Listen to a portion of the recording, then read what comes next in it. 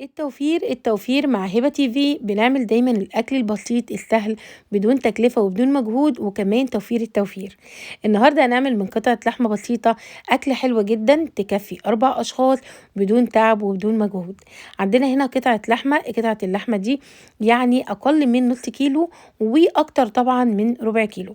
قطعناها شرايح بالشكل ده وبدأنا إن احنا بقى نديها رشة من الملح، رشة من الفلفل الأسود، وكمان رشة كده من البهارات الهندية. بعد كده هناخد اللحمة دي نحطها في طبق ونبدأ بقى ان احنا نجيب الخضار بتاعنا. الخضار عندنا النهاردة وهو بطل الحلقة النهاردة وهو البطاطس. جبت البطاطس قشرتها وبدأت ان انا اعملها مكعبات سميكة بالشكل ده. ما تعملهاش رفيعة علشان تستوي معاكي بسرعة واللحمة ما تكونش استوت.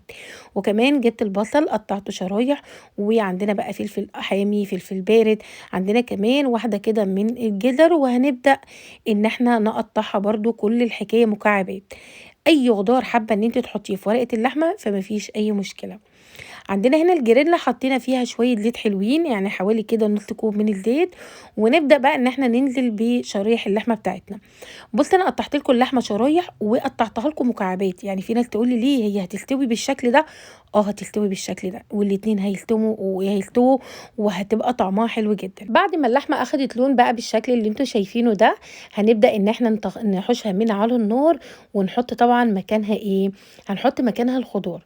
شايفين ما شاء الله لونها حلو جدا، على فكرة هي استوت كده 3/4 سوا. حطينا بقى الخضار بتاعنا وهنقلبه لحد ما نخلي الخضار يتشرب تماما من الصوص بتاع اللحمة. بعد كده نديها رشة من البهارات الهندية، عندنا كمان معلقة من الزعتر، معلقة من الثوماء. وتخيلوا بقى الثوماء مع الزعتر في خضار طعمه كده مشاهي جدا، فالطعم كده حكاية. عندنا كمان مكعب من المرق، وهنبدأ بقى ان احنا نقلبه كويس قوي.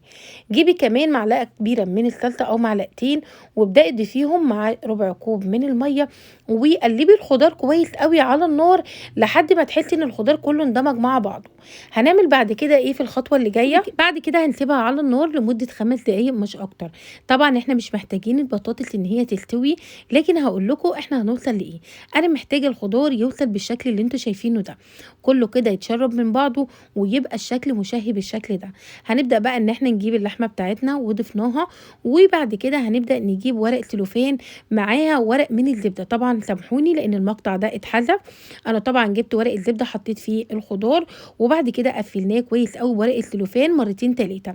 اهم حاجة ان انت تقفلي كويس من الجوانب زي ما انتم شايفين كده. دي طبعا 3 ورقة انا احطها من ورق السلوفان علشان اضمن ان الخضار بتاعي ما يخرجش منه، وكمان البخار يسويه حلو قوي. هناخد طبعا الورقة دي نحطها طبعا في الصينية وندخلها الفرن لمدة ساعة ونص كاملة بدون مية وبدون اي حاجة. هو السخونية هتدخل جواها، وكمان ضغط ورق السلوفان هيخليها تستوي كويس قوي.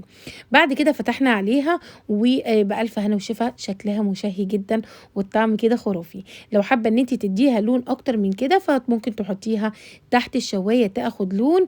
وهقول لكم كمان ان اللحمة بتاعتنا استوت. للي هيقولوا لي اللحمة ما استوتش، لا اللحمة استوت كويس جدا، وكمان قطعة اللحمة دي كانت جامدة. وطبعا عارفين ان اللحمة الحمراء الصافي دي بتاخد وقت على النار. وكمان البطاطس ما شاء الله اتهرت جدا. قدميها بقى يا حبايبي مع رز ابيض، رز بشعريه، تقدروا ان انتوا تقدموها كده وتاكلوها بالعيش. بجد سهله جدا موفره قوي. وعملنا من قطعه لحمه بسيطه يعني اكله كده توفر وكمان تكفي 4 اشخاص. اتمنى ان شاء الله الفيديو النهارده يكون عجبكم، واشوفكم بقى في حلقه جديده وفيديو جديد من حلقات هبه TV. كالعاده بحبكم في الله.